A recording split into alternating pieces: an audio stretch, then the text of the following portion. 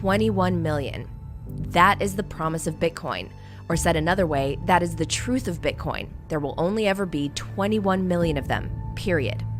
But you don't have to take our word for it. You can verify it for yourself. Spin up a node, run the numbers, and you will see the self-evident truth.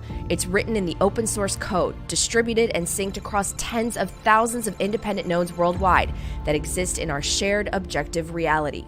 Bitcoin's value proposition is provable, mathematical, immutable scarcity. Bitcoin has higher truth embedded in code, right? This 21 million number is quite literally transcendental. We can't touch it, we can't change it, we can't do anything about it. Every 10 minutes, it's promulgating the most indisputable truth that we've ever had, right? It's true global consensus. Bitcoin's 21 million supply cap is immutable because of decentralization and game theory. If you worship the laws of physics and the laws of thermodynamics and mathematical clarity, then Bitcoin's your religion. Satoshi Nakamoto, whoever he, she, or they were, whether through invention or discovery, gave humanity perfect digital money with a predetermined and self-adjusting issuance schedule, and then disappeared. We're kind of in this world now where you have digital bearer assets like Bitcoin being the most immutable, the most money-like out of all of them, commodity money, hard money. And then you have various imitators. On Nakamoto's coattails, 20,000 wannabes, charlatans, and even flat-out scammers with their various coins, tokens, and NFTs, so-called altcoins, designed at improving on the Bitcoin protocol, but none can be compared to Bitcoin. A security is a proprietary asset in some way, shape, or form. And the whole nature of securities law, it starts from this ancient idea, thou shalt not lie, cheat, or steal.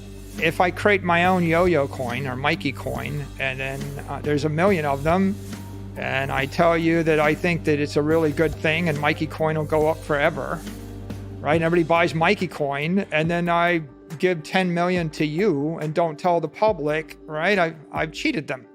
You know, a lot of people in this space will use a phrase that you may be familiar with. There's Bitcoin and then there's shitcoin. Which one's the best crypto asset? Well, Bitcoin's the best crypto asset. Okay, what's the second best? There is no second best. There's no second best crypto asset. There's a crypto asset, it's called Bitcoin, right?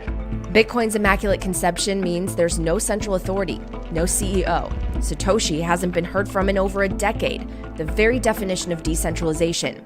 Rules absent of rulers. The decentralized nature of the Bitcoin protocol has been tested. People have tried to co-opt control of Bitcoin source code and push it in certain directions that benefit their business models. And this network and this protocol and its open source governance have withstood that test. If you're going to be putting anything on a blockchain, and if it's going to actually be useful as a blockchain, it needs to be decentralized. And if it's actually really decentralized, not decentralization theater, as is the case with most shitcoins that essentially just have basically a few people in charge. So how do millions of network participants agree on the state of this distributed ledger in real time? Bitcoin's consensus mechanism, proof of work.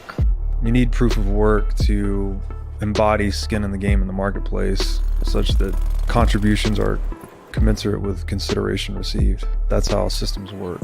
There were only 8 citations in the Bitcoin white paper, and one of them was Adam Back's work on proof of work. Bitcoin is basically the creation of commodity money in digital form. So they made something that requires work to produce, which is unlike the fiat currency system and unlike most of these other digital assets. It actually goes back to the days of commodity money, except it improves on that because it makes it more divisible, more verifiable, and more portable. Einstein said matter is energy and energy is matter. What is property? Property is economic matter. What is money? Money is economic energy. Is Bitcoin digital money? Yeah. Is it digital property? Yeah. Is it digital energy? Yeah. Proof of work is what imbues Bitcoin with what computer scientist and cryptographer Nick Szabo termed unforgeable costliness, one of the main attributes of commodity money throughout human history. A gold coin, for example, has unforgeable costliness because the very item itself represents all the time and energy it took to find the ore, dig it out of the ground, process it, and press it into a coin with the face of an emperor, king, or president on it. Similarly, Bitcoin represents all the time and energy it took to produce as well, although digitally, not physically. This is why, like gold, it's known as a bearer asset. Anyone can verify its authenticity by checking the ledger. It's unforgeable, and you can't simply make more of them at no additional cost like you can with paper dollar bills or JPEGs. To the uninformed observer, however, an appealing alternative to this so-called intolerable expenditure of energy is the consensus mechanism known as proof of stake, wherein network participants can stake their tokens to become eligible validators of the blockchain, as opposed to miners in the Bitcoin network. Co-founder and inventor of Ethereum, Vitalik Buterin, explains. Proof of work is based on the laws of physics, and so you sort of have to work with the world as it is, right? You have to work with electricity as it is, hardware as it is, what computers are. Whereas because proof of stake is virtualized in this way, it's basically letting us create a simulated universe that has its own laws of physics.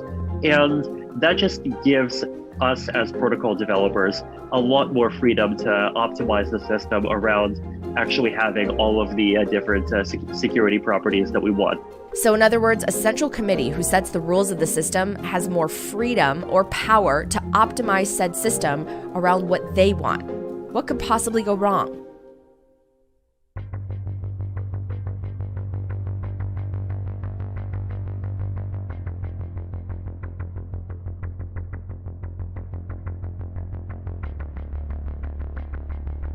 The problem is proof of stake systems, someone's got to create the stake to sell, right? And that whole process cannot be fair. So in the case of, like, say, Ethereum, they're going to make a big piece of the pie and pre-sell to insiders. The large portion of the stake is largely controlled by a few entities. So proof of stake is really just the fiat system, but with a blockchain and some waste. In a world where you have runaway fiat printing that has no production cost whatsoever, and nation states that could print, buy coins off the protocol, and then start staking them, right?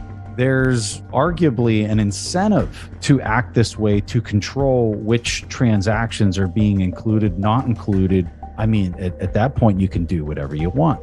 There's nothing physically preventing you from just printing all the money to buy all the stake to gain the control authority over the ledger.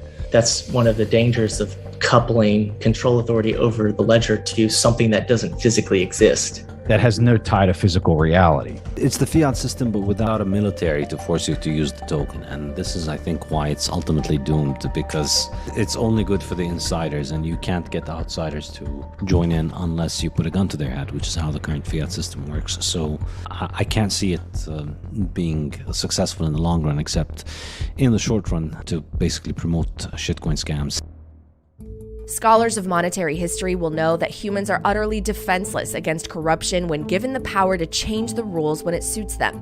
They say absolute power corrupts absolutely, which is why Bitcoiners choose to opt into a system of verifiable rules and transparent governance with no governing authorities. Over the course of those 5,000 years, time and time and time again, they get exploited. People find a way to systemically exploit the rule set to take advantage of the abstract power. There is an enormous incentive to do that because it's a giant honeypot problem.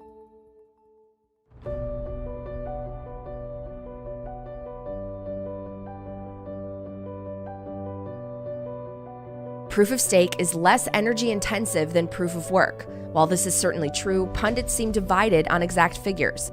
In 2017, for example, Newsweek declared that Bitcoin mining was on track to consume all of the world's energy by 2020. When the world didn't end by 2021, climate experts had revised this estimate down just a tad to the approximate energy consumption of Norway.